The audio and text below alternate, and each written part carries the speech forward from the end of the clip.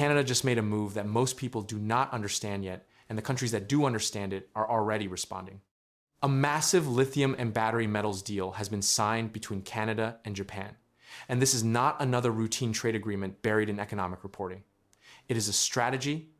It is leverage.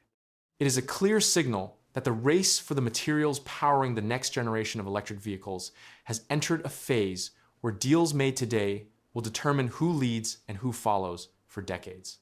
And right now, the United States is watching that race from a position it did not expect to be in.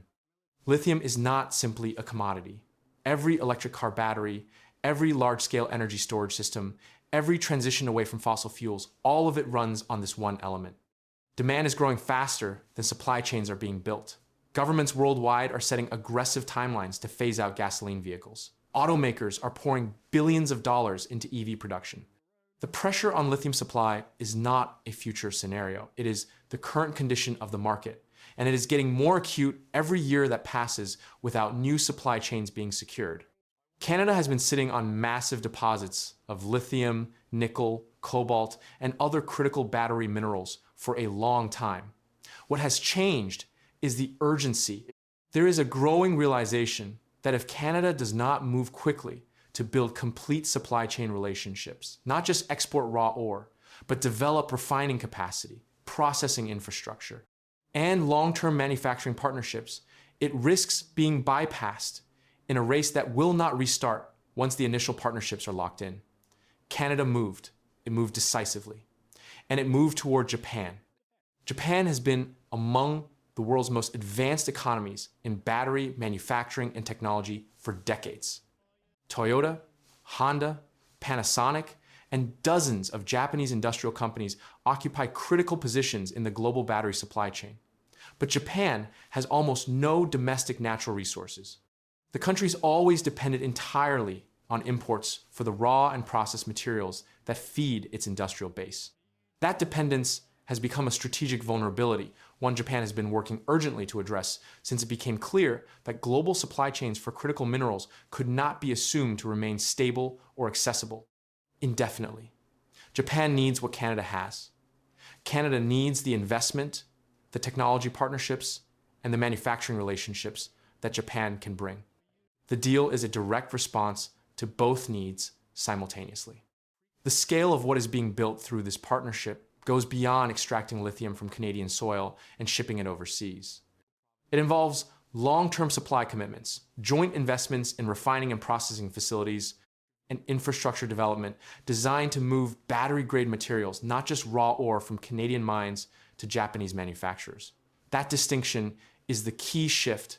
For decades, resource-rich countries exported raw materials and let others handle the high-value processing. Canada is now building the capacity to keep more of that value domestically, more jobs, more revenue, and more strategic influence over what happens to those minerals after they leave the ground. The defensive dimension of this partnership matters as much as the commercial one. Global competition for critical minerals has reached a level where countries are not simply buying and selling. They are locking in supply through long-term agreements, specifically designed to prevent competitors from accessing the same sources. Export restrictions on strategic materials have been used as geopolitical tools by dominant processors. The entire point of the Canada-Japan partnership is to build an alternative supply chain that operates outside the concentration risk that dependence on any single dominant processor creates. Canada provides the resource foundation. Japan provides the industrial framework. Together, they are building something that neither country could build alone. The processing dimension is where the real leverage sits. Mining is the beginning. Converting raw lithium into battery-grade material is where the bottleneck exists and where the highest economic value is generated. If Canada and Japan build shared capabilities in this area through joint ventures, co-located processing facilities, and coordinated industrial policy, they will not simply participate in the battery materials market. They will be positioned to influence it. Setting standards, shaping pricing dynamics, guiding how future battery technologies are developed, these are the powers that belong to countries and companies that control the full value chain, not just the raw material at the bottom of it. Battery technology itself is evolving, and the Canada-Japan partnership is structured with that evolution in mind.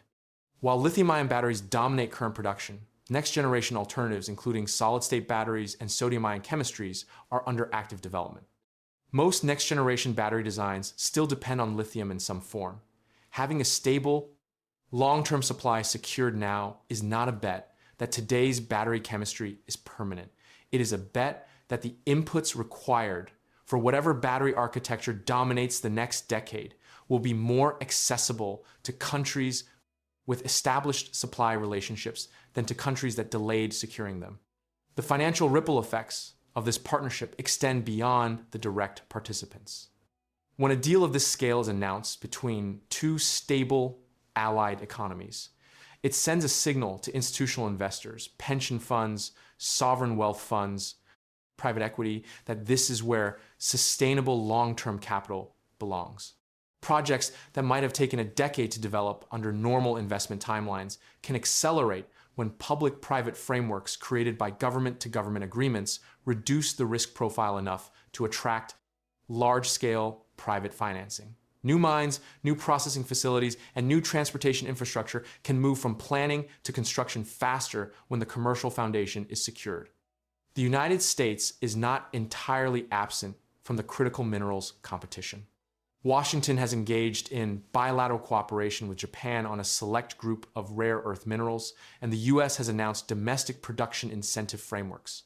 But the American approach has been encountering resistance from the very allied governments it needs to coordinate with, because several partner nations have concluded that the structures being proposed prioritize American commercial outcomes over the broader allied supply chain resilience all participating countries require. That perception, fair or not, is accelerating the parallel bilateral partnerships, like Canada-Japan, that build supply chain security outside American coordination frameworks. Recycling is the dimension of this partnership that receives the least attention but carries some of the longest strategic value. The first generation of large-scale electric vehicle batteries deployed commercially is approaching the end of its operational life.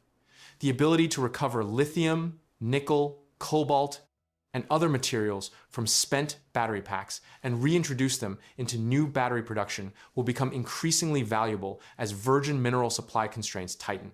Canada and Japan are both in positions to build this closed-loop capability. If they do, they create a supply chain that partially self-sustains rather than depending entirely on new mining to meet growing production volumes. The global energy transition is producing a shift in what constitutes economic and geopolitical power. Countries that control the inputs to clean energy systems occupy a position in this transition, analogous to the position oil-producing nations occupied in the industrial economy of the 20th century. The difference is that the inputs required for clean energy, lithium, graphite, nickel, cobalt, rare earths, are distributed across the Earth's geology in patterns that do not align with the political geography of traditional energy production. Canada's geology is among the most consequential in that new distribution.